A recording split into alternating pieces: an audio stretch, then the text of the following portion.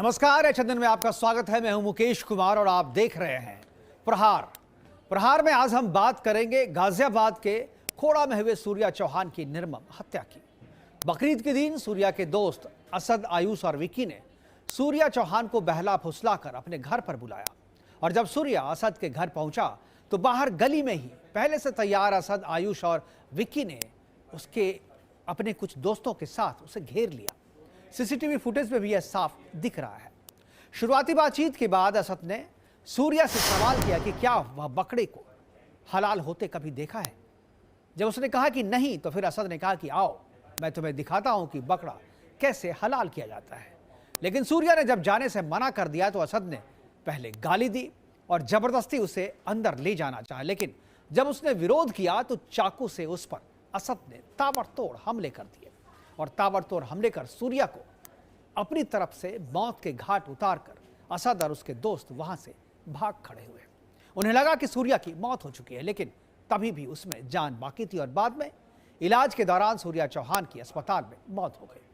इस हत्या और हत्या के तरीके से पूरे इलाके में तनाव व्याप्त है। हिंदू संगठनों में जबरदस्त उबाल है। विश्व हिंदू परिषद और बजरंग दल सहित सभी हिंदू संगठन मुख्य आरोपी असद के एनकाउंटर और उसके घर को बुलडोज करने की मांग कर रहे हैं। बजरंग दल का कहना है कि अगर एनकाउंटर और बुलडोजर का एक्शन नहीं हुआ तो बड़ा आंदोलन किया जाएगा। उधर सूर्या की मां ने भी कहा है कि जिस तरीके से उसके बेटे को मारा गया है वैसे ही असद का भी एनकाउंटर हो। परिवार ने साफ कहा है कि जब तक एनकाउंटर नहीं होगा सूर्या का अंतिम संस्कार भी नहीं किया जाएगा। गाजियाबाद पुलिस ने त्वरित कार्रवाई करते हुए हालांकि अभी तक 3 नामजद आरोपियों को गिरफ्तार कर लिया है, जबकि 2 संदिग्ध को हिरासत में लेकर पूछताछ भी की जा रही है। लेकिन जो मुख्य आरोपी असद है, असद और उसका परिवार अभी भी फरार है। गिरफ्तार आरोपियों में से 2 नाबालिग बताए जाते हैं और मुख्य आरोपी असद और उसका परिवार अभी भी फरार बताया जा रहा है। उनकी गिरफ्तारी के लिए टीम जो है पुलिस की वो दबिश बना रही है। लेकिन इससे पहले सूर्या चौहान की हत्या की ठीक पहले का सीसीटीवी फुटेज भी सामने आया है। फुटेज में साफ दिख रहा है कि बकरीद के दिन दोपहर करीब 3:30 बजे आरोपियों की सूर्या से बहस हो रही थी। कई इलाके में कई लड़के उसे घेर के खड़े हैं और बाद में सूर्या की चाकू से गोदकर हत्या कर दी गई और वो भी सीसीटीवी फुटेज में कवर हो गया। घटना के बाद से हिंदू संगठनों का आक्रोश चरम पे है। हिंदू संगठन लगातार प्रदर्शन कर रहे हैं। तनाव को देखते हुए इलाके में भारी संख्या में पुलिस बल की तैनाती की गई है। आज के प्रहार में हम चर्चा करेंगे कि क्या बकरीद के दिन सूर्या की हत्या माहौल बिगाड़ने की सोच के साथ जानबूझकर किया गया था? क्या आरोपी असद का योगी की पुलिस करेगी एनकाउंटर? क्या उसके घर पर भी चलेगा बुलडोजर? और आखिरी सवाल कि क्या असद जैसों के दिल में कम होने लगा है योगी पुलिस का खौफ? करेंगे चर्चा और चर्चा को आगे बढ़ाने के लिए हमारे पास कुछ गेस्ट होंगे, उनसे परिचय करवाएंगे। लेकिन उससे पहले आपको लिए चलते हैं गाजियाबाद के अमन विहार में जहां यह घटना हुई थी। हमारी टीम ने घटनास्थल का दौरा किया। हमारी एंकर रिया डंगवाल और कैमरामैन राजेश रावत घटनास्थल पर पहुंचकर लोगों से बातचीत की। क्या हुई बातचीत एक बार सुनते हैं, उसके बाद एक आज का जो सवाल है वो फिर से आपको बताएंगे। पहले सुन लेते हैं क्या बात करें। गाजियाबाद के खोड़ा कॉलोनी में सूर्या चौहान नाम के एक युवक की बकरीद के दिन बड़ी बेरहमी से हत्या कर दी गई। जो मुख्य आरोपी है असद और उसका पूरा परिवार इस वक्त फरार चल रहा है। इस वक्त हिंदुवादी संगठनों की भी भीड़ यहां पर जुट गई है। एक ही मांग है कि जो मुख्य आरोपी है उसका एनकाउंटर किया जा सके। साथ ही पुलिस भी एक्शन मोड में है। यहां पर जो हिंदुवादी संगठन और पीड़ित परिवार है उनकी मांग है कि जो आरोपी का घर है उस पर बुलडोजर एक्शन हो। जब तक बुलडोजर एक्शन नहीं होगा सूर्या चौहान की जो डेड बॉडी है उसका अंतिम संस्कार यहां पर नहीं किया जाएगा। भीड़ जुटी हुई है। बाहर जो है पुलिस प्रशासन भी मौजूद है। थोड़ा लोगों से भी जानेंगे। सर, क्या मांग किया जा रहा है यहाँ पे? एनकाउंटर किया जाए। प्रशासन अभी तक आया है बातचीत करने? हाँ, बाहर खड़ा दी। प्रशासन नहीं आया है, बाहर खड़ा हुआ है और यहाँ उन्हें कोई आश्वासन नहीं दिया जा रहा है और ना कोई अभी ऐसी कार्रवाई की गई है कि बुलडोजर या कोई भी ऐसी कार्रवाई नहीं की गई है और इन्हें कोई आश्वासन नहीं दिया गया। बॉडी आपके सामने रखी है और अभी कोई ऐसा अफसर या कोई अधिकारी नहीं आया जो इन्हें कुछ सांत्वना दे सके। आप क्या है, पड़ोसी हैं? नहीं, मैं इधर इसी वार्ड में रहता हूँ। अच्छा, बकरीद के दिन क्या हुआ था एग्जैक्टली? ऐसा है, छोटे छोटे बच्चे थे और चले गए कि हम बकरा कैसे काटते हैं, हम बताते हैं कि कैसे काटते हैं और उसके चाकू मार दिया, ये सुनने में आया। और एक उसका साथी जो है ना, जो मौजूद था, उसने पूरी गवाही दी है, पूरा किस्सा सुनाया कि क्या क्या हुआ था उस दिन। क्योंकि उत्तम नगर दिल्ली में भी होली के दिन ऐसा ही कुछ हुआ था, एक हिंदू युवक की बड़ी बेरहमी से हत्या की गई थी, यहाँ भी खोड़ा में भी ऐसा ही कुछ हुआ है। यहाँ ऐसा कुछ एक बार नहीं हुआ है, यहाँ पर ये तीसरी घटना है लगभग में। और मैं आपको बताना चाहूँगा कि जिस गली में अरशद रहता है उसी गली में सलीम वास्तविक के जो ऊपर जो हत्यारे थे वो भी उसी गली के रहते हैं। यहाँ ये कुछ 4-5 गलियाँ ऐसी हैं हर बॉर्डर पे, मतलब अगर हम देखें इसका डेमोग्राफी देखें तो हर बॉर्डर पे इन्होंने कब्जा कर लिया है। क्योंकि और इसने लोग किया है इस बच्चे के साथ में सिर्फ भोलेपन का कि तुम्हें ईद पे बुलाया गया, कि ईद पे बुलाया नहीं गया, आपको सिर्फ 1 मिनट के लिए सिर्फ इसे बुलाया गया, देखो हम तुम्हें एक चीज़ दिखाने के लिए बुला रहे हैं। और आप उसे बुलाते हैं और आपसे पूछते हैं कि तो बकरा काटना आता है, हलाल करना आता है? उसने कहा नहीं आता है। और उसकी गर्दन पर हाथ रख के उसके 3 बार उसके चाकू से कहते हैं ऐसे होता है हलाल, मतलब मरते हुए व्यक्ति से आप पूछ रहे हो। उसके 2 दिन बाद इसके पड़ोसी मुस्लिम परिवार इनके घर के आगे मीट फेंकते हैं जो वो हॉस्पिटल में होता है। और उसके बाद पुरानी कोई दुश्मनी थी? कोई दुश्मनी, 15 साल के बच्चे की क्या दुश्मनी हो सकती है? 15 साल के बच्चे की क्या दुश्मनी हो सकती है? मैं भी स्कूल में पढ़े हैं, 10th में पढ़े हैं, हमारे स्कूल में 50 बातें होती थी, लेकिन किसी को ये नहीं पता कि ऐसा रूप होगा। तो ये पुलिस को भी और इसकी मैसेज देना पड़ेगा, अगर आगे खोड़ा में शांति व्यवस्था चाहिए तो एक मैसेज देना पड़ेगा, एक बड़ा मैसेज देना पड़ेगा कि आगे किसी की भी हिम्मत ना हो कि किसी के बच्चे को इस तरह से खत्म किया जाए। उस माँ के पूछो। फैमिली में और कोई लोग हैं यहाँ? फैमिली में सिर्फ एक भाई है जिसकी दिमागी स्थिति खराब है, विक्षिप्त है, और हाँ विक्षिप्त है। एक बहन है, उसकी शादी हो चुकी है, और एक ही बेटा था जो 10th में पढ़ता था, जो कि इस परिवार को संभालता। माता जी उसकी 8,000-9,000 की नौकरी करती हैं। वो उस दिन ऑफिस गई थी, उनको पता भी नहीं था कि कौन मेरे बेटे को बुलाएगा क्या नहीं जाएगा। लेकिन ये इस तरह की घटना अगर आप कोई मैसेज नहीं देंगे तो एक बहुत बुरा इम्पैक्ट। लोग यहाँ पर मांग कर रहे हैं कि जो मुख्य आरोपी है और उसके परिवार का इनकाउंटर किया जा सके। ये वही घर है जहाँ सूर्य चौहान अपनी फैमिली के साथ रहता था, माँ है घर में और एक बड़ा भाई है। और देखिए यहाँ पर मांग ये की जा रही है कि जो है मुख्य आरोपी का इनकाउंटर हो और जो आरोपी है उसके घर पर बुलडोजर एक्शन किया जा सके, ताकि एक सख्त मैसेज पूरे समाज में जाए। यही मांग यहाँ पर हो रही है। और उसके बाद ही सूर्य शाही का जो है सूर्या चौहान का अंतिम संस्कार किया जाएगा। देखिए यहाँ पर जो शरीर है उसको रखा गया है और एनकाउंटर की मांग की जा रही है। तो देखिए उत्तम नगर दिल्ली में ऐसा ही कुछ होली के दिन हुआ था, जहां एक हिंदू युवक की रंग खेलने को लेकर हत्या कर दी गई थी बड़ी बेरहमी से। और देखिए पुलिस फोर्स यहाँ पर मौजूद है भारी संख्या में, माहौल को जो है स्थिति को कंट्रोल करने के लिए। और गेट जहां से हमने एंटर किया था वहां पर भी बैरिकेड लगा दिया गया है, जो सारी दुकानें हैं वो बंद है और भारी संख्या में पुलिस फोर्स की यहाँ पर मौजूदगी है। ये सूर्या चौहान का घर है, पीड़ित परिवार का। मांग यहाँ पर एनकाउंटर और बुलडोजर एक्शन की हो रही है। अब तक पुलिस ने इस मामले में 3 आरोपियों की गिरफ्तारी की है, 2 नाबालिग बताए जा रहे हैं। लेकिन जो मुख्य आरोपी है असद और उसका परिवार, वो अभी भी फरार बताया जा रहा है। यहाँ पर जो है गमगीन माहौल और लोग एक ही मांग कर रहे हैं, जो पूरे कॉलोनी के लोग हैं वो एकजुट नजर आ रहे हैं। और साथ में चाहिए इस बच्चे के लिए, इंसाफ जरूर चाहिए। बच्चे के लिए कैसे मारा, आज उसके लिए है तो कल को मेरे लिए भी हो सकता है ना। इंसाफ चाहिए उसके लिए, सबके लिए, सबको इंसाफ चाहिए भैया। तभी तो मालूम पड़ेगी ना, तो आज ही ये दबा देंगे तो सभी है ये हो जाएगा। हमारा भी बेटा है, इनका भी है, सारे इनके बेटे ये साथ में सबके ही आएंगे, कोई खाने कमाने वाला भी नहीं है, अकेले ही है। दिल्ली के उत्तम नगर में भी ऐसा कुछ हुआ था, जहां होली के दिन एक बच्चे की जान ले ली गई थी। वैसा ही गाजियाबाद के खोड़ा होना चाहिए, ऐसी जहाँ होना चाहिए, बिल्डोजर चलना चाहिए इनके घर पे। मुसलमान लोगों का क्यों नहीं मरते हैं, हिंदुओं के क्यों ही मरते हैं? हिंदुओं के मारे जाते हैं बच्चा। देखो तब लेके चक्कू ने मारने लगते हैं। हिंदुओं के पास थोड़ी नहीं है, ये हथियार इनके पास है।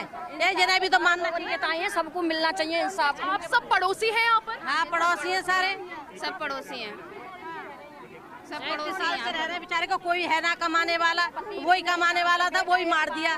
गलत बात नहीं है कि इन्हें भी तो मानना चाहिए, इन्हें कि ऐसी चक्कू मारना चाहिए, तभी तो मालूम पड़ेगी इनको भी कैसे होते हैं कैसे नहीं होते। बकरा काटेंगे या बकरा काटेंगे, इनके भी बकरे कटने चाहिए ऐसे ही, ना कोई और ना मिला। जो मुख्य आरोपी है असद और उसका परिवार, वो फरार बताया जा रहा है। जी फरार है, वो हाथ नहीं आया, हाथ नहीं आ रहे। अच्छा, उनका घर कहाँ पे है? असद का घर घर नहीं पता है, घर नहीं पता कहाँ पर। नूरानी मस्जिद का ही। तो लोगों में आक्रोश है। लोगों का कहना है कि जो उसके साथ हुआ वही आरोपी असद के साथ भी होना चाहिए। आज का कुछ सवाल हमने तैयार किए, उस सवाल पे आज हम चर्चा करेंगे। क्या बकरीद के दिन सूर्या की हत्या माहौल बिगाड़ने की सोच से जानबूझकर किया गया? क्या आरोपी असद का योग्य की पुलिस करेगी एनकाउंटर? क्या उसके घर पर भी चलेगा बुलडोजर? और सबसे आखिरी और अहम सवाल कि क्या असद जैसों के दिल में कम होने लगा है योगी पुलिस का खौफ? करेंगे चर्चा, और चर्चा को आगे बढ़ाने के लिए हमारे साथ कुछ मेहमान हैं, उनसे मैं आपका परिचय करवा दूं। हमारे साथ अमितोष पारिक है, जो विश्व हिंदू परिषद के राष्ट्रीय प्रवक्ता है और मसलों पर बहुत ही अच्छी समझ रखते हैं। और इसके अलावा अनिल गर्ग जी हमारे साथ है, राजनीतिक विशेषज्ञ के तौर पे। मेहताब उस्मानी हमारे साथ है, जो मुस्लिम स्कॉलर के तौर पे हैं और पीस पार्टी के साथ भी जुड़े हुए हैं। इसके अलावा समाजवादी पार्टी के प्रवक्ता एडवोकेट विवेक पांडे हमारे साथ हैं। करेंगे चर्चा की शुरुआत, लेकिन सबसे पहले मैं विवेक पांडे जी के पास जाना चाहूँगा। विवेक जी, आप एडवोकेट भी हैं और समाजवादी पार्टी से जुड़े हुए हैं और इस तरीके के मसले को देखते ही भी रहते हैं। आप उत्तर प्रदेश में हैं तो पहले भी आपने देखा होगा जिस तरीके से ये घटना हुई है और जिस तरीके से लोगों की मांग हो रही है। क्या आपको लगता है कि सरकार एक्शन लेने में देरी कर रही है? तुरंत जो है कार्रवाई होनी चाहिए? आपकी आवाज नहीं आ रही है, अनम्यूट करें अपने आप को। आदरणीय मुकेश जी, आपके मंच पे जितने भी पैनलिस्ट हैं, आपको मेरा प्रणाम, आपके दर्शकों को मेरा विशेष प्रणाम। आपको भी मैं अपनी बातों को अनुमोदन के साथ अभिव्यक्त करने की अनुमति पूरे मन से चाहूंगा। जी देखिए, सबसे पहली बात तो ये एक लॉ एंड ऑर्डर की सिचुएशन है, लेकिन इसमें एक बात मैं जोड़ना चाहूंगा। जो दृश्य आए हैं, जिस तरह से ये मर्डर मिस्ट्री पूरी सामने आई है और जो हत्या करने वाले हैं वो कहीं ना कहीं कल को पॉक्सो बोल रहा हूँ, माफ कीजिएगा, जुवेनाइल का बेनिफिट लेते हुए बच निकलेंगे, जैसा कि निर्भया केस में हुआ था। सबसे पहले हमारे देश की लचर और विकलांग जो कानून की प्रक्रिया है उसको मजबूत करने, सख्त करने की आवश्यकता है, क्योंकि ये जो हत्या की गई है, चूंकि मैं एक अधिवक्ता हूं, मैं बखूबी जानता हूं कानूनी दाव पे जिसमें क्या खेलेंगे आगे लोग जाकर के। ये जो हत्या की गई है, ये प्रायोजिक धार्मिक मंतव्यों के अनुसार हत्या की गई है, ना कि कोई सामाजिक रंजिश थी, ना ही कोई पूर्वाग्रह से ग्रसित था, या पहले से कोई इस तरह की बात सामने आई है। तो मुझे लगता है कि सबसे पहले एक्ट में सुधार करते हुए जो इस तरह के धार्मिक मंतव्यों के अनुसार धार्मिक आड़ में धार्मिक बातों को ला करके इस तरह की हत्याओं को अंजाम दिया जाता है, ऐसे लोगों का सीधे शूट टू किल एनकाउंटर होना चाहिए, फुल एनकाउंटर होना चाहिए, हाफ एनकाउंटर भी नहीं, ऑपरेशन लंगड़ा भी नहीं होना चाहिए। क्योंकि ऐसे लोग अगर रहेंगे तो समाज में जैसे पाकिस्तान तैयार करता है कश्मीर में आतंकवादी, ऐसे लोग अगर रहेंगे तो ये लोग समाज के अंदर जहरीले अपराधी तैयार करेंगे, क्योंकि इनकी मानसिक विकृति अभी से एक जाति, एक धर्म, एक संप्रदाय के प्रति कहीं ना कहीं अपराध बोध से ग्रसित है। ये अपने भी समाज में, अपने समाज के लिए कोड़ के समान होते हैं, क्योंकि इनके मंतव्य सीधे सीधे अपराध से प्रेरित है। जिस प्रकार के दृश्य आए, जो घटनाएं मैं भी वही स्टडी कर रहा था, क्योंकि कल को अपराधी अगर धर्म की आड़ में कोई अपराध करे तो उसे ये स्वतंत्रता नहीं दी जा सकती कि वो अपरिपक्व था, अबोध था, उसको मानसिक ज्ञान नहीं था। उसे बखूबी ज्ञान था कि चक्कू चलाने के बाद, चक्कू 3 बार मारा गया है इस लड़के को, और सबको पता है कि 3 बार चक्कू अगर किसी को प्रायोजित तरीके से मारा जा रहा है तो इसमें उसकी मेंस्ट्रिया इन्वॉल्व है, इसमें उसकी परिपक्व सोच इन्वॉल्व है, क्योंकि उसे पता है कि इसके बाद उसकी मौत हो सकती है। तो इसको कल को अगर ये सही बात का, ये तो आपने एडवोकेट के तौर पे बोला लगा, समाजवादी पार्टी के तौर पे आपका क्या टेक है? नहीं, समाजवादी पार्टी के तौर पे भी मेरा स्पष्ट हो। देखिए, समाजवादी पार्टी पीड़ित, शोषित, वंचित और दबे कुचलों के साथ खड़ी होती है, जिसको हम पीडीए भी कहते हैं। लेकिन अगर आप कहिए कि समाजवादी पार्टी का इस्तेमाल, तो समाजवादी पार्टी एक हत्यारे का, एक अपराधी का जो खुलेआम धर्म की आड़ में इस तरह की हत्या को कारित करने का काम कर रहा है, बिल्कुल ये मंतव्य स्पष्ट है कि इसका पूरा शूट टू किल होना चाहिए। इसको अगर आपने आज छोड़ा, ये अपने जैसे 10 पैदा करेगा। बिल्कुल। अमितोष पारिक, आप प्रवक्ता भी हैं, एडवोकेट भी हैं। आप इस तरीके के मसले को पहले भी हम लोग डिस्कस कर चुके हैं। अभी आपको क्या लगता है कि ये जो खौफ है वो खौफ कम होता जा रहा है? मुकेश जी, ये खौफ से बहुत आगे चलने वाली घटना है। खौफ अपराधियों में हमेशा रहना भी चाहिए और होता भी है, और प्रशासन मजबूत होता है तो खौफ रहता है। कल ही योगी आदित्यनाथ जी ने भी इसका स्टेटमेंट भी दिया था, जब समाजवादी पार्टी और अन्य लोगों ने उसका अपोज भी किया था। मुझे लगता है खौफ से बहुत परे बात हो गई है, और जब कट्टरवाद की हम बात करते हैं तो प्रशासन का भय बहुत पहले ही खत्म हो जाता है, क्योंकि कट्टरवाद में भय नहीं होता है। भय हमेशा वहां होता है जहां पर आपका कट्टरवाद नहीं होता। अब आप इसका उदाहरण देखिए, अभी ये समाजवादी पार्टी के प्रवक्ता कह रहे थे कि भाई हम पीडीए की बात करते हैं, हम उसकी बात करते हैं। अभी कुछ दिनों पहले 17 साल के एक दलित लड़के को मार दिया गया था केरला में, क्योंकि वो आम चुरा रहा था। तब समाजवादी पार्टी का पीडीए नहीं आया। खैर, वह पॉलिटिकल डिबेट पे भी नहीं जा रहा। लेकिन जिस तरह से घटना हुई मुकेश जी, अब देखिए क्या घटना थी, बकरा ईद था, वही लोग थे, आऊंगा विवेक जी, आऊंगा।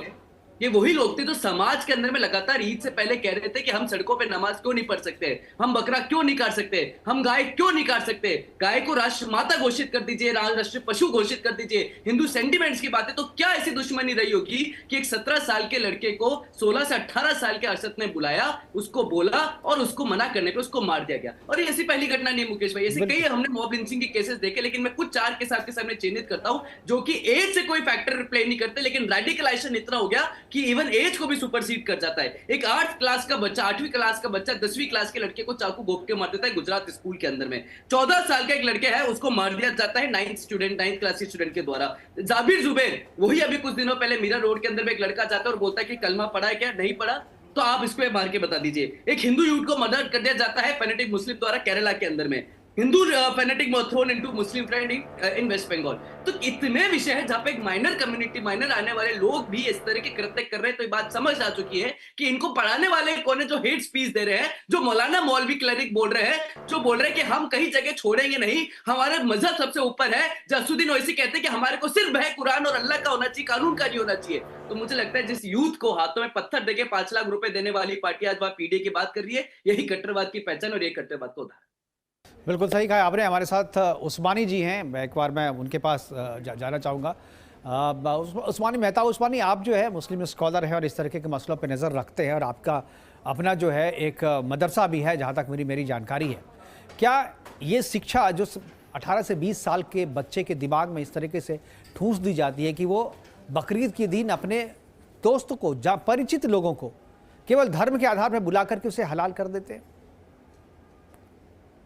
देखिए, पहली बात तो मैं दुख व्यक्त करूंगा उसके लिए जिस बच्चे की हत्या हुई है, और मैं ये कहना चाहूंगा कि कानून व्यवस्था देश की खत्म है इस वक्त।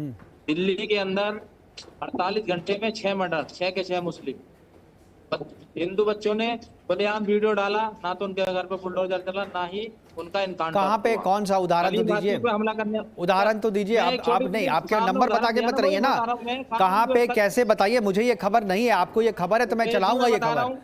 आप बताइए कहाँ पे ये खबर हुई जो पहली घटना, पहली बता रहा हूँ, पहली घटना आनंद पर्वत, एक जीजा साले को चाकू से गोंद के दिन में बुरी तरह हत्या कर दी गई। गिरफ्तारी हो चुकी है उसमें गिरफ्तारी हो चुकी है, सुन लीजिए सर, उसमें गिरफ्तारी हो चुकी है। मेरी बात ही नहीं सुन रहे। हाँ, गिरफ्तारी की हुई तो बुलडोजर क्यों नहीं चला, इनकाउंटर क्यों नहीं हुआ उनका? भाई तो आपने डर नहीं बैठेगा, ये लोग करते रहेंगे हमला। धर्म के हत्या सीलमपुर में एक 17 साल के मासूम बच्चे को चाकू से गोंद के मारा, उसकी वीडियो हत्यारे ने डाली, सोशल मीडिया पे वीडियो चली कि मैंने मारा है। उसके घर पे बुलडोजर नहीं चला, ना ही उसका इनकाउंटर हुआ। तीसरी हत्या मुस्ताफाबाद की एक 16 साल के बच्चे को खुलेआम चाकू से गोंद के मारा, उसकी भी वीडियो वायरल हुई। कोई अमितोष को भी आप स्क्रीन पे रखें, परेशान नहीं हुआ। अब मुझे ये बताया, एक अभी वकील साहब की बात कर रहे थे, वकील साहब ये कानून व्यवस्था हमारा काम है बनाना या कानून व्यवस्था पुलिस का काम है बनाना, या हर चीज का अंत यही है कि इनकाउंटर? ऐसे तो आधा हिंदुस्तान आपस में लड़ के पुलिस इनकाउंटर करती है एक दूसरे का। बात ये है कि ये इस तरीके की मानसिकता लोगों में आ क्यों रही है? देखिए, हत्या कोई भी करे, अगर धर्म के आधार पर हत्या हो रही तो उसका एनकाउंटर होना चाहिए, इसमें धर्म को आड़े नहीं आना चाहिए। सुन लीजिए सर, लो आप और धर्म के आधार पर सुन लीजिए। हाजी मौलाना कासिम को बिहार के धर्म के आधार पर दाढ़ी टोपी देके ट्रेन में मार के फेंक दिया जिंदा, उनके घर पे बुलडोजर नहीं चला, उनका इनकाउंटर नहीं हुआ। एक और मौलाना को अभी हाल ही फिलहाल में, ठीक है, देंगे जवाब हमारे पैनलिस्ट हैं, हमारे पैनलिस्ट जवाब देंगे इसका। अमितोष के पास जाएंगे, लेकिन अमितोष से पहले मैं एक बार अनिल गर्ग जी के पास जाऊंगा। अनिल गर्ग जी राजनीतिक, जी मैं आ रहा हूँ फिर आपका। जी अनिल जी बताइए, जवाब दीजिए। उस्मानी साहब ने बड़ा सवाल उठाया है कि एनकाउंटर केवल एक ही तरफ से क्यों, बुलडोजर केवल एक ही तरफ से क्यों? ठीक है, सवाल वाजिब है। अगर इनका ये कहना है कि धार्मिक कट्टरता जो भी करे उसको तुरंत एक जैसा एक्शन होना है तो होना चाहिए, और उनको भी होना चाहिए जो धार्मिक कट्टरता फैलाते हैं, तो इनके पास लिस्ट थोड़ा लंबी होनी चाहिए। देखिए, इसमें कोई शक नहीं है, एक और सांप्रदायिक सद्भाव का भाईचारा बन गया और भाईचारा का शिकार हो गया। आखिर हुआ कैसे? 17 साल का बच्चा जो मारने वाला था उसको छुरी चलाने में एक्सपर्ट कैसे हुआ? उसको खून से, जो आम आदमी को खून से इतनी बदबू आती है कि उल्टी कर देता है, उसको खून से कोई फर्क नहीं पड़ा। ये जो आता है छुरी चलाने में एक्सपर्टाइजेशन करना, हलाल करने में एक्सपर्टाइजेशन करना और खून से कोई फर्क नहीं पड़ना, ये कहाँ से आएगा? ये वही आएगा जो हलाल करने में एक्सपर्ट होगा। जिन्होंने सुई लगाने से डर लगता है वो कर पाएगा क्या? आप सोचिए ये विचारधारा कहाँ से आती है। अभी आपने देखा होगा जब ईरान और अमेरिका में युद्ध हो रहा था तो कुछ इंटरव्यूज आपने भी किए होंगे। हमने कुछ मुस्लिम बहनों को एक कहते सुना कि आप हमको कैसे कुछ कह देंगे, हमारे देश से तो आपको तेल और गैस आती है। बोला आपका देश, बोला ईरान हमारा देश नहीं है क्या? यानी ये मुस्लिम ब्रदरहुड है, ये पूरा मुस्लिम ब्रदरहुड एक जैसा ही है क्या? मतलब जो भी मुस्लिम हो वो सारे आपस में भाई भाई हैं, और वो सिर्फ मुस्लिम की बात सुनेंगे, मुस्लिम की तकलीफ सुनेंगे, मुस्लिम के लड़ेंगे और मुस्लिम के लिए जान देंगे और इस्लाम के लिए ही लड़ेंगे। नहीं बिल्कुल ठीक है। अभी विवेक जी कुछ बोलना चाह रहे थे, मैं विवेक जी के पास जाऊंगा, उस्मानी जाऊंगा, लेकिन उसके बाद मैं अमितोष के पास जाऊंगा। विवेक जी आप कुछ बोलना चाह रहे थे बीच में। देखिए मैं दो बातें स्पष्ट रूप से कहना चाहूंगा। पहले बात तो उस्मानी जी ने जो बात मुझसे कही, वकील साहब करके मुझे अगर संबोधित मुझे अगर किया, क्योंकि अमितोष जी भी अगर वकील हैं तो हो सकता है उनसे पूछा हो, लेकिन अगर मुझसे पूछा है तो हाँ, तो मैंने इसीलिए कहा कि अगर ये सवाल मुझसे था तो मैंने स्पष्ट रूप से कहा कि ये एक्ट में ही संशोधन करने की आवश्यकता है। जुवेनाइल का बेनिफिट, लेकिन निर्भया केस में भी हमने देखा है कि किस तरह से लोग निकल लेते हैं, धीरे से बच करके निकल लेते हैं। उसमें एक अपराधी बहुत आसानी से उसका बेनिफिट लेकर के बाहर हो गया था, जबकि घटना का सबसे मुख्य आरोपी वही था। लेकिन अभी अमितोष जी ने कहा कि विरोध क्या, अमितोष जी के साथ दिक्कत बहुत बड़ी है। वीएचपी विश्व हिंदू परिषद से आते हैं, इनके बंसल जी ने एक बार मुझे चैलेंज किया था इसी तरह किसी नेशनल मीडिया पे। मैंने तो सेम डे पत्र लिख दिया, लेकिन बंसल जी उस दिन के बाद नदारा था ना, इनकी विश्व हिंदू परिषद उस मुद्दे पर प्रखर मुकर करके दिखाई दी। तो जो नैरेटिव एक सेट होता है, विश्व हिंदू परिषद का जो काम होता है निष्पक्षता से, आप राजनीतिक मंतव्यों में ना उलझे तो आप लोग वाकई हिंदू आपसे जुड़े, लेकिन आप लोग एक राजनीतिक मंतव्यों में डूब जाते हैं। मैंने तो बड़ी निष्पक्ष बात की थी। मैंने तो समाजवादी पार्टी का प्रवक्ता होने के बाद भी ये इस मंच पे ये बात रखी कि ऐसे धार्मिक ध्रुवीकरण की आड़ में अगर कोई अपराधी जातिगत मंतव्यों में अपराध करता है, सीधे शूट टू किल कीजिए, हाफ एनकाउंटर भी करने की क्या जरूरत है। मुझे तो लग रहा था कि आप इसका स्वागत करेंगे, लेकिन आप तो कहीं और चले गए राजनीति। आपने तो पता नहीं कहां की बातें करती शुरू की। तो मुझे लगता है कि मुद्दे से भटकने से आप नैरेटिव नहीं सेट कर पाएंगे। कानून व्यवस्था में लचरता है। जुवेनाइल एक्ट में मुकेश सर इस बात को मानना पड़ेगा इस मंच को और इस देश को कि जुवेनाइल एक्ट में जो प्रावधान दिए गए हैं, ठीक है, ये बात निर्भया कांड के बाद से इस पे चर्चा हो रही है और इस पे बदलाव होना चाहिए, मैं ही मानता हूं। लेकिन सुप्रीम कोर्ट के ऐसे कुछ फैसले हैं जहां पर जुवेनाइल को जो है एक्यूज मान करके फैसला किया गया है और उसे उसी तरीके से उसका ट्रीटमेंट भी हुआ है। ऐसे फैसले सुप्रीम कोर्ट ने दिए हैं। हाँ, ऐसे फैसले भी सुप्रीम कोर्ट ने दिए। अमितोष जी मुकेश जी, मेरे ख्याल से समाजवादी पार्टी के जो प्रवक्ता है उनको ये ज्ञात होना चाहिए कि जुवेनाइल जस्टिस में अमेंडमेंट हो चुका है। जब निर्भया वाला विषय हुआ था तब वहां पे एक ऑफेंस की डेफिनेशन, उसके बाद में सरकार ने उसमें 3 ऑफेंस ऐड कर दिए, एक है पेटी, एक है सीरियस और एक है हीनियस। और उस हीनियस ऑफेंस में 16 से 18 साल का अगर कोई बच्चा है, अगर वो हीनियस ऑफेंस कमिट करता है तो वो that will be considered as an adult और उसको अडल्ट की तरह ही ट्रीट करा जाएगा। ये अमेंडमेंट ऑलरेडी हो चुका है, हमें इसके ऊपर भी जानकारी रखनी चाहिए।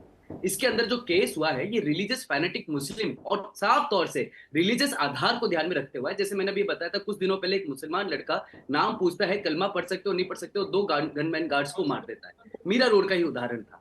उस तरह से हमने जितने उदाहरण देखे, लेकिन बकरा ईद जितनी शांतिपूर्ति सरकार की जितनी व्यवस्था थी उसको बार बार मैं फिर वही बात कह रहा हूँ कि हमें इससे आगे बढ़ के देखना चाहिए कि कौन है जो इस तरीके की फैनेटिक मुस्लिम्स को क्रिएट कर रहा है, कौन है जो बच्चों के हाथ में पत्थर दे रहा है, कौन है जो बच्चों को कुरान की ओर बढ़ते हुए जिहाद की ओर बढ़ता हुआ लेके जा रहा है, कौन है जो कह रहा है कि सरकार से हमारे को नहीं डरना है, सरकार से विरोध में काम करना है, कौन है जो इनको सुप्रीम कोर्ट में डिफेंस करता है, कौन है जो आतंकवादी को आतंकवादी नहीं मानता है, कौन है जो दलित को भी आज मार देता है, कौन है जो रंग देखता है और कौन है जो इनको डिफेंड करता है। मुझे लगता है जब इन सब चीजों से हम बाहर निकल के आएंगे तो सौहार्द भी बनेगा और व्यवस्था भी बनेगी और कानून प्रक्रिया भी बनेगी। अगर एनकाउंटर की बात करते हैं तो नाम पर मुस्लिम युवाओं का फ्यूचर खराब कर रहा है।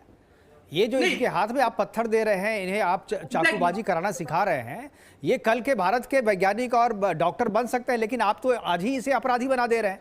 तो भाई जो वैज्ञानिक और डॉक्टर बने वो भी तो ब्लास्ट कर रहे हैं।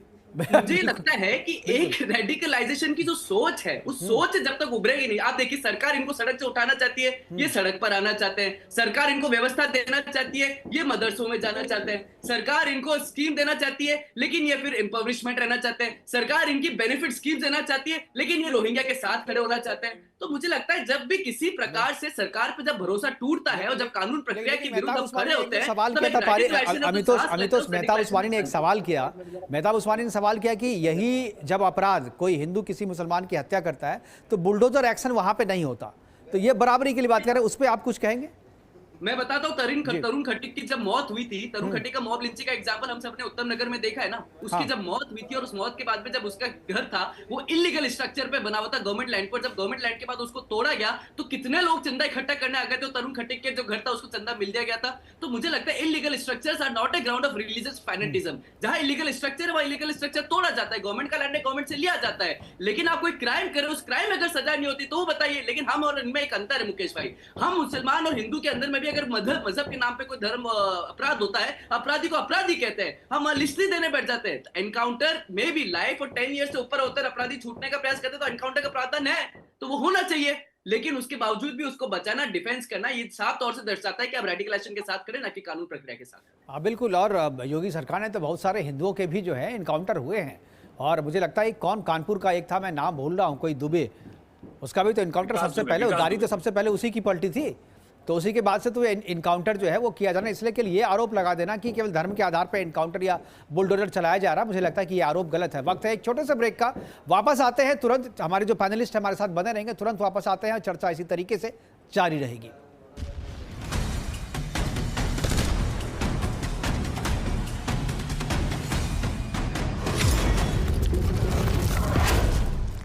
अब भी मजा आएगा ना वीडियो। पेट दबा, रोग दबा, सबको पता, फिर तुझको नहीं क्यों है पता।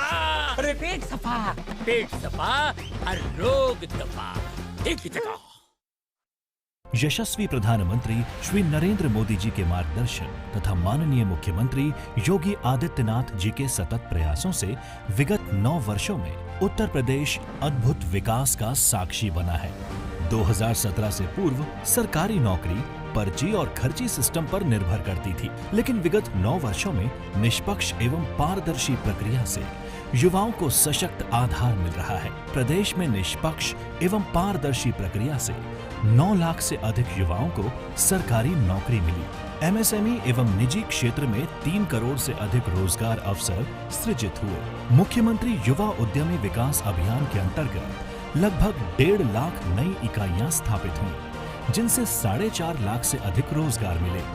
मुख्यमंत्री युवा स्वरोजगार योजना एवं एक जनपद एक उत्पाद योजना से 6 लाख से अधिक रोजगार अवसर उपलब्ध कराए गए।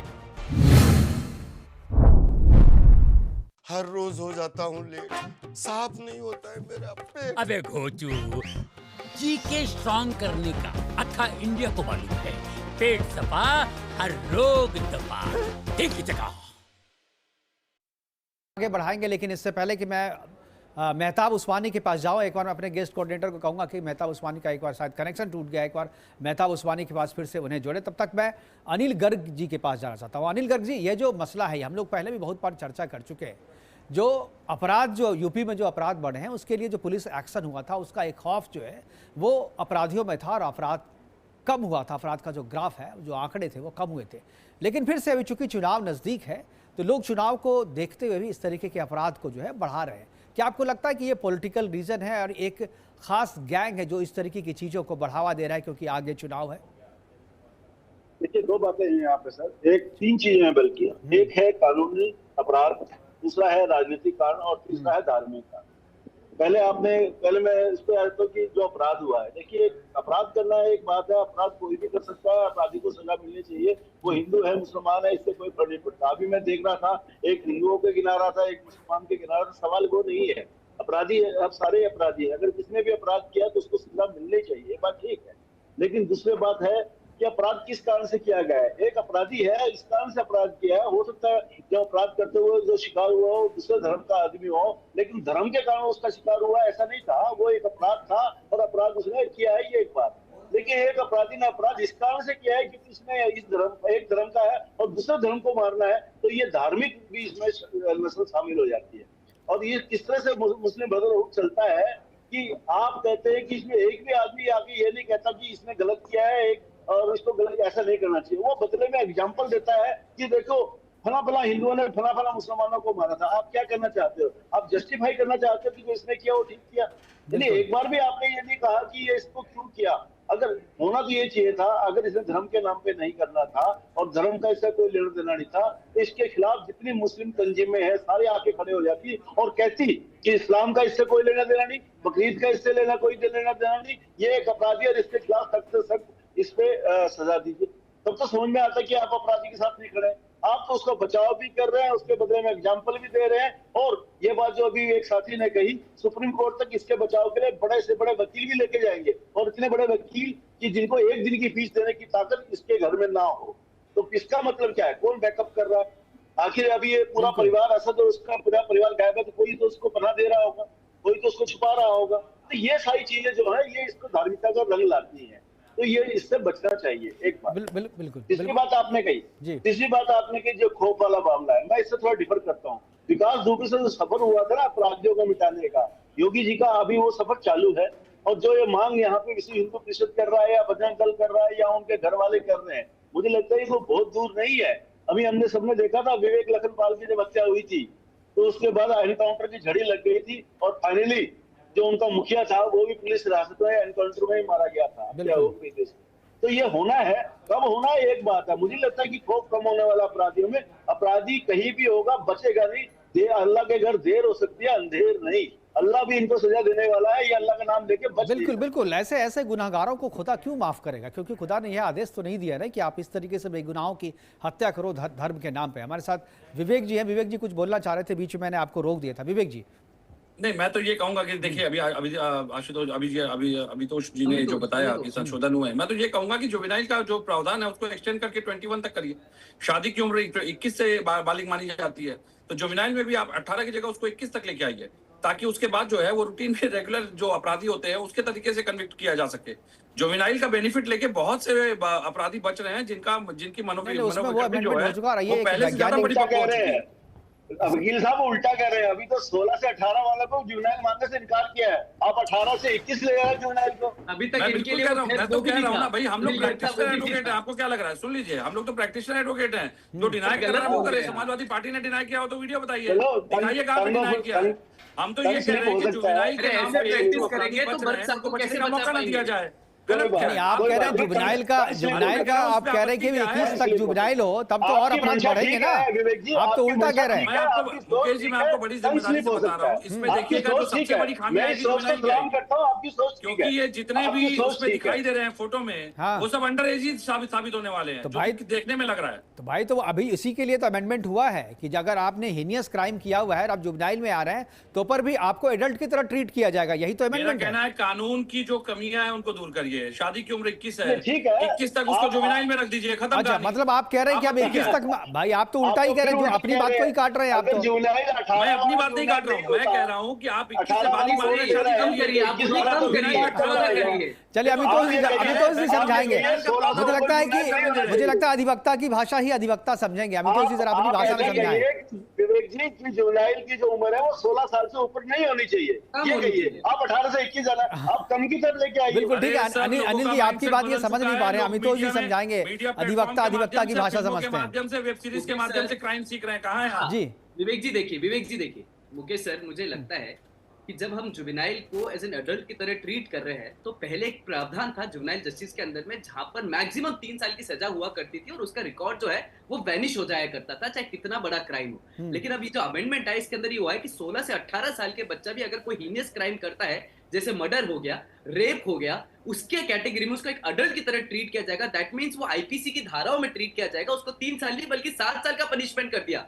दैट मीन्स 3 से 7 कर दिया गया है और हीनियस की तरह अडल्ट कर दिया गया है। और अगर भविष्य में जरूरत पड़ेगी तो कानून हमेशा बदलाव करता है और उसको इस हिसाब से देखा जाता है। हमने रेप के पनिशमेंट देखे था, 10 साल हुआ करती थी, एलआई होने लग गई है। लेकिन इस विषय पे मैं आ रहा हूं, लगातार इस विषय के ऊपर में जो तूल पकड़ी जा रही है कि इसको मजहबी रंग ना दिया जाए या इसको वो मत किया जाए। आपको पता है बकरा ईद के दिन 7 जगह पे उदाहरण हमें देखने को मिले तो सौहार्द बिगाड़ते हैं। सूर्य चौहान का केस हमें देखने को मिला, उज्जैन के अंदर में एक मीट फेंक के मंदिर के अंदर में मीट फेंक दिया गया जिसका खून था। हैदराबाद में सड़कों पे खून बहा है, एक जगह पे गाय का सर काट के डाल दिया गया। तो मुझे लगता है कि जितने से उदाहरण देख रहे हैं, ये त्योहार कहाँ रह गया? कौन सा ऐसा उदाहरण है एक भी मुस्लिम फेस्टिवल का जहां पर आपने कम्युनल वायलेंस नहीं देखा हो या कम्युनल क्लैश नहीं देखा हो? आप मोहर्रम उठा के देख लीजिए, जुलूस के अंदर में, भीलवाड़ा के अंदर में हमने देखना, जहाजपुर में देखने को मिला। आप ईद उठा के देख लीजिए, वहां पे हमें देखने को मिलता है। ईद उल मितर पे आप देख लीजिए तो तोतन दास को मार दिया जाता है, या बेलगवी के अंदर में सड़कों पे सतनजुदा के नारे लग जाते हैं। और अभी कुछ दिनों पहले भोपाल के अंदर में एमआईएम का प्रवक्ता खड़ा हुआ और बोल रहा था सतनजुदा, नारा तकबीर, मारेंगे इनको जहां दिखेंगे।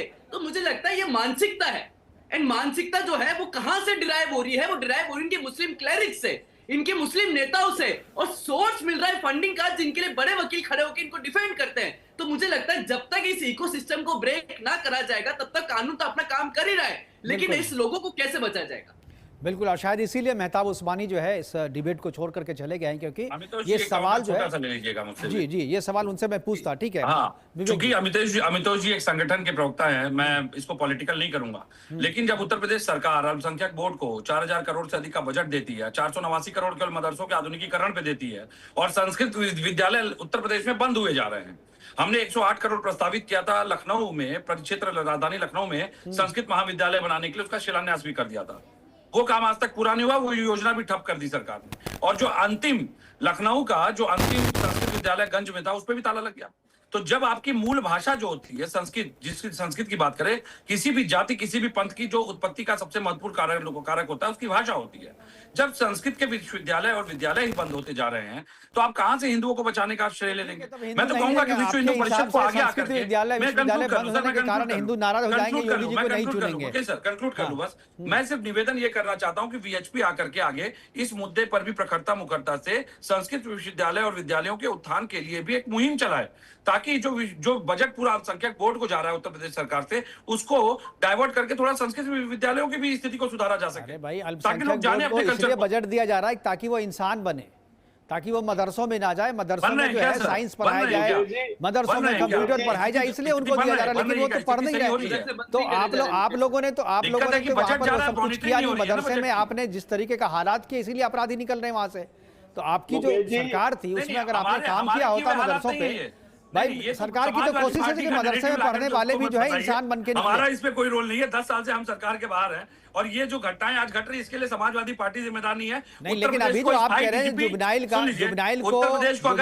एज को 21 कर दिया जाए, जुवेनाइल एज को आप जो 21 कर देने की बात कर रहे हैं, ये भी तो आप अपने वोट बैंक को बचाने की ही तो कोशिश कर रहे हैं। मेरा कोई वोट बैंक नहीं, समाजवादी पार्टी के वोट बैंक को ही बचाने की कोशिश तो कर रहे हैं। जुवेनाइल में ज्यादातर क्राइम का जो डेटा है, जुवेनाइल क्राइम में जो हिलियस क्राइम है, उसमें 80% डेटा जो वो मुस्लिमों के खिलाफ है।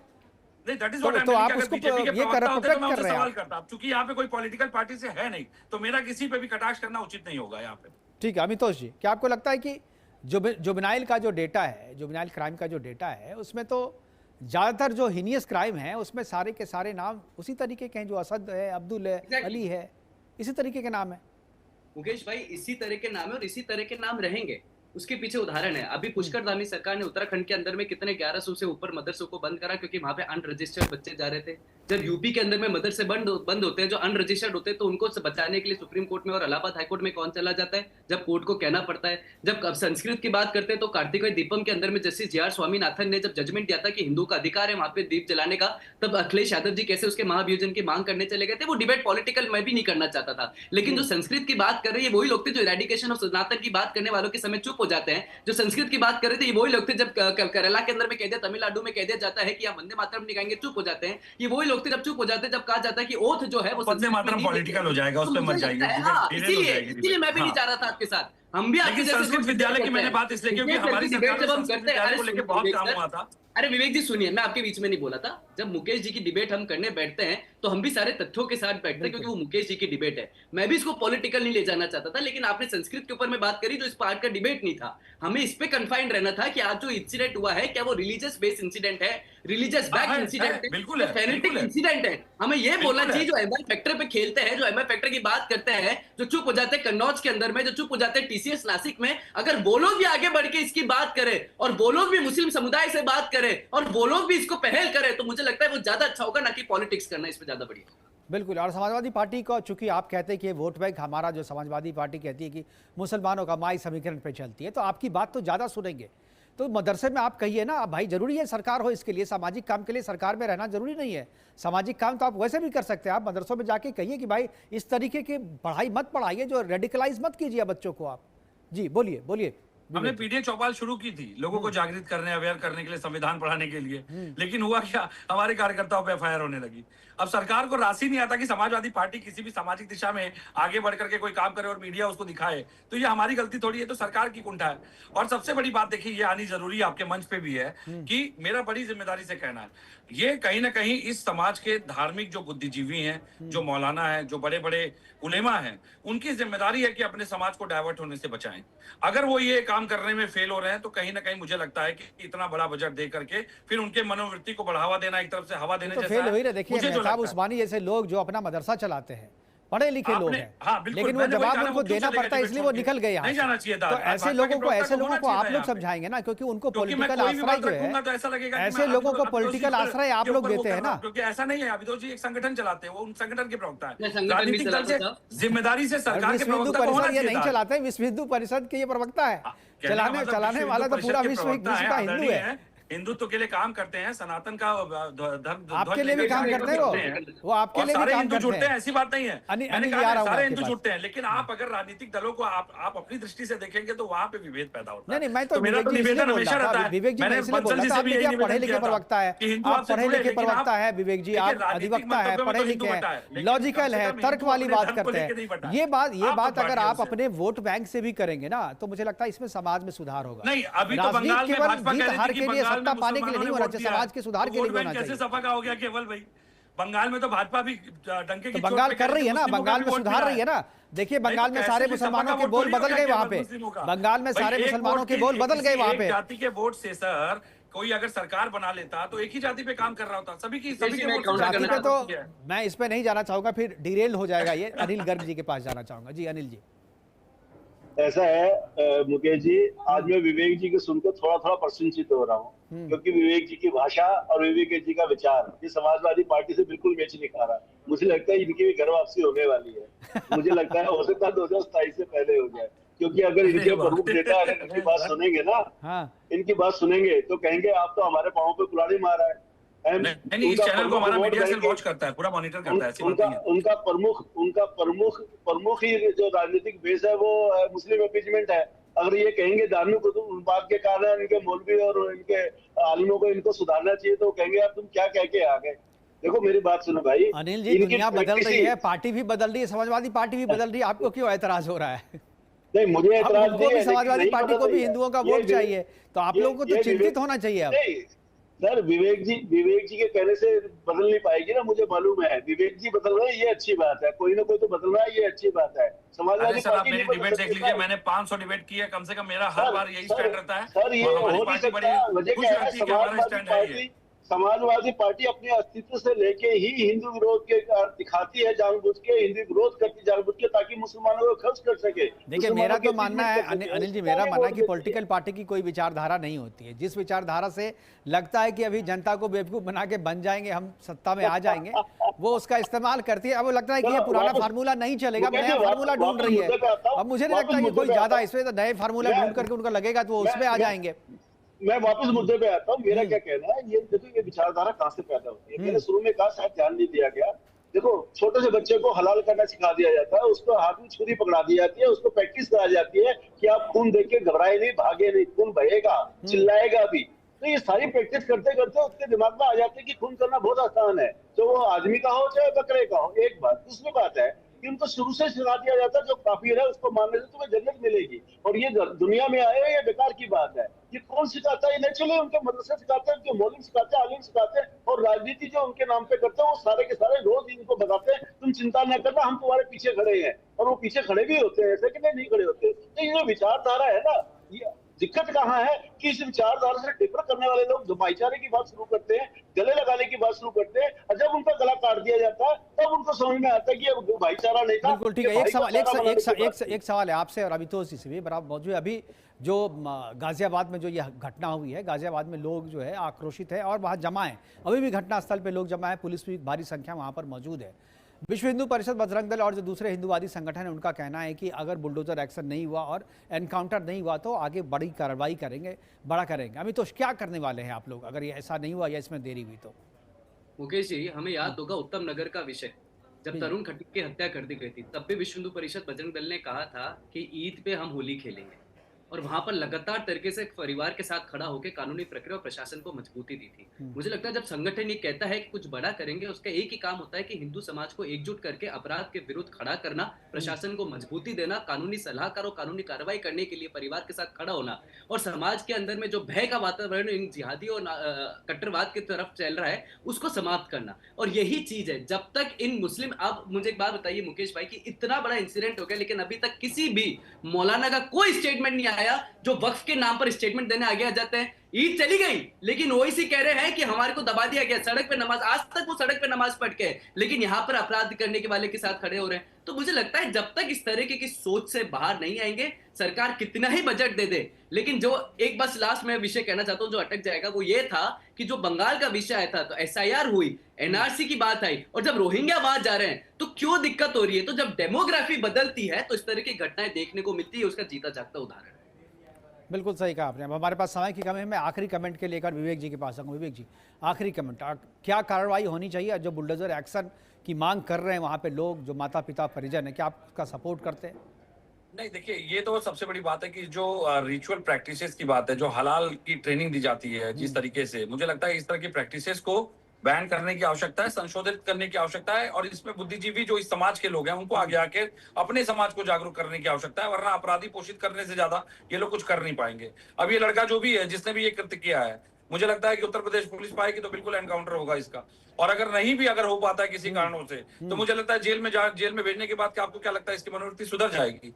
कोई काउंसलिंग इन लोग पे कोई काउंसलिंग का असर नहीं होता, क्योंकि इनके दिमाग में कहीं ना कहीं विकृति है, और आपराधिक विकृति को आप जड़ से समाप्त नहीं कर सकते हैं। उसका एक ही इलाज होता है, या तो पूर्णतः समाप्त कर दिया जाए और या तो उस व्यवस्था को बदल दिया जाए। बिल्कुल। अनिल गर्ग जी, आखिरी कमेंट। विवेक जी को साधुवाद है, इन्होंने बड़ी सच्ची बात कही है। दूसरी बात जो मैं कह रहा हूँ कि जो विवेक जी कह रहे हैं, मैं इस बात को आगे बढ़ाता हूँ। देखिए, योगी सरकार है ये, इस बात की इसमें उम्मीद ये रखना कि इसको पकड़ेंगे, जेल में डालेंगे, कानूनी कार्रवाई को नहीं साहब। हमने पहले भी देखा, अब भी देखा, ये सिर्फ कितने दिन तक बच सकता है देखना ये बाकी है। बिल्कुल बिल्कुल सर, हमारे पास समय की कमी है, प्रोग्राम को वाइंड अप करने के लिए कहा जा रहा है। हमारे साथ जुड़ने के लिए अनिल गर्ग जी आपका, अमितोष पारिक जी आपका, और विवेक जी आपका बहुत बहुत धन्यवाद, बहुत बहुत शुक्रिया। आप हमारे इस प्रोग्राम में जुड़े और इस महत्वपूर्ण चर्चा में अपनी बातें हमारे दर्शकों के साथ साझा की आपने, इसके लिए आपका बहुत बहुत धन्यवाद। मेहताब उस्मानी भी हमारे साथ जुड़े थे लेकिन बीच में निकल गए, उनका भी धन्यवाद। जुड़े, लेकिन जो घटना गाजियाबाद में हुई है वो घटना दिल दहला देने वाली है, और जिस तरीके से लोगों का आक्रोश है, वहां पर लोग अभी भी जमा है, भारी संख्या में पुलिस बल वहां पर मौजूद है, और किसी भी वक्त जो है कोई बड़ा हादसा भी हो सकता है। इसलिए जरूरी है कि पुलिस जल्द से जल्द एक्शन ले, आरोपी असद जो कि अभी भी फरार है उसे गिरफ्तार करे, और कानून सम्मत जो कार्रवाई की मांग की जा रही है वो कार्रवाई करे। फिलहाल अभी के लिए इतना ही, दीजिए इजाजत, नमस्कार।